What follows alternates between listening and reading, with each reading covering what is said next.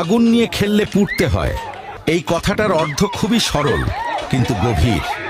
যে কাজের মধ্যে ঝুঁকি আছে, অন্যায় আছে বা বিপদ আছে, সেখানে ইচ্ছা করে জড়ালে শেষ পর্যন্ত ক্ষতি নিজেরই হয়। আগুন যেমন কাউকে চিনে না, তেমনি ভুল কাজও কাউকে ছাড় দেয় না। জীবনে কিছু জিনিস আছে যেগুলোকে দূর থেকেই সম্মান করতে হয়। আগুন নিয়ে খেলা যেমন বুদ্ধিমানের কাজ নয়, তেমনি মিথ্যা, অন্যায় আর খারাপ অভ্যাস নিয়েও খেলা করা ঠিক না। অনেকেই ভাবে আমার কিছু হবে না, কিন্তু বাস্তবতা হলো একদিন না একদিন তার ফল ভোগ করতেই হয়। তাই আজই সিদ্ধান্ত নিন, নিজেকে এমন কাজ থেকে দূরে রাখবেন যেগুলো আপনাকে ধ্বংসের দিকে ঠেলে দেয়।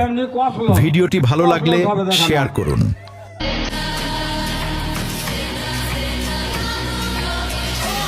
Yeah.